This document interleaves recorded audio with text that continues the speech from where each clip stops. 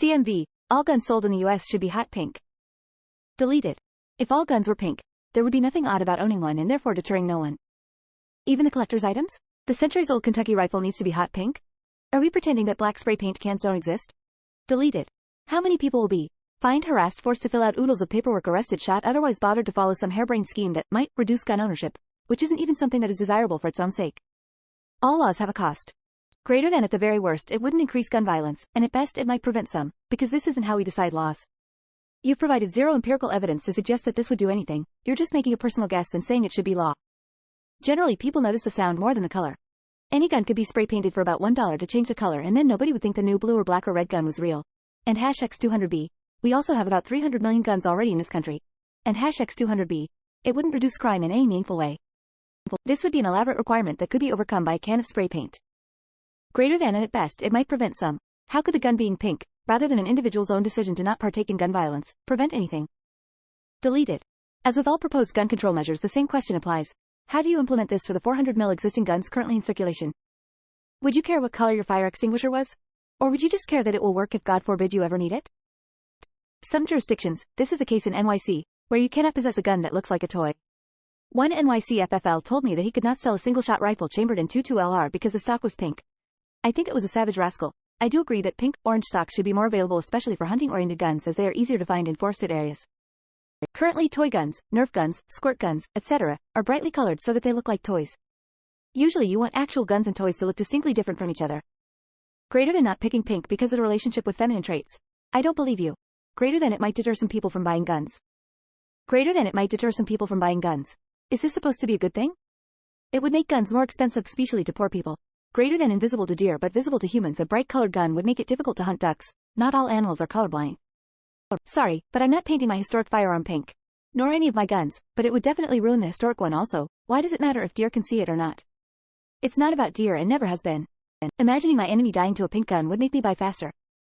You are more than welcome to buy one of the many guns that come in hot pink. You have no right to force others to adhere to your stupid design choices. I for one don't buy all of my firearms for the sole intent of hunting game. Greater than, it might deter some people from buying guns. Greater than, not picking pink because of a relationship with feminine traits. Unless you have a real good explanation for why you think pink would deter gun sales that isn't based on its association with femininity.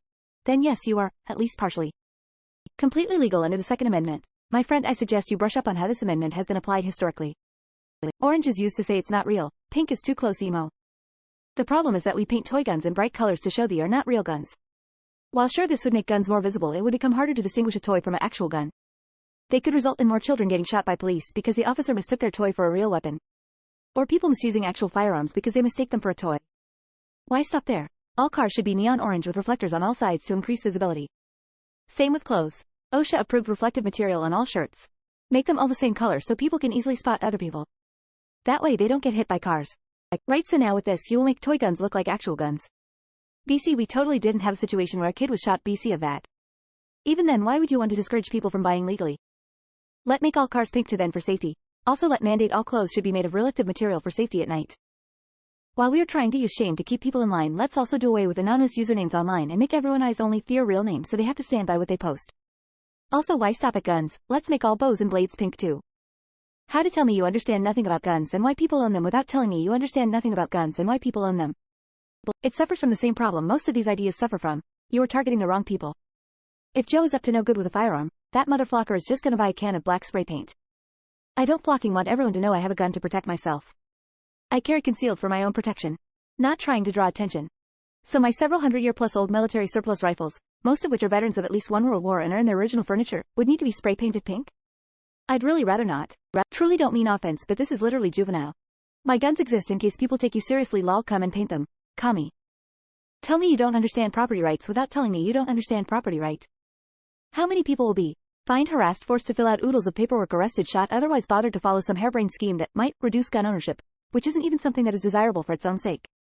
How many people will be fined, harassed, forced to fill out oodles of paperwork, arrested, shot, otherwise bothered to follow some harebrained scheme that might reduce gun ownership, which isn't even something that is desirable for its own sake? All laws have a cost. It's not that hard to repaint it. What about freedom of expression and the First Amendment?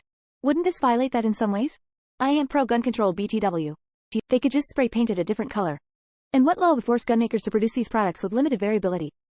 Should the same be said of motorcycles and cars? 1. Guns can be painted, and will be, Immediately point 2. Women like pink items. In your hypothetical world where all legal firearms are pink in the United States, wouldn't someone carrying a different colored firearm be taken less seriously by the general public? So a lot of your argument stems around public carry. Let's say as a hypothetical I own one of your pink guns and hate the color pink.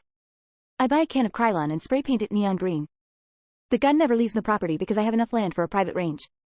A cop walks by and sees me at my house cleaning my neon green gun. Have I committed a crime? Greater than what is wrong with this idea? At the very worst, it wouldn't increase gun violence, and at best it might prevent some. What's wrong is that paint exists.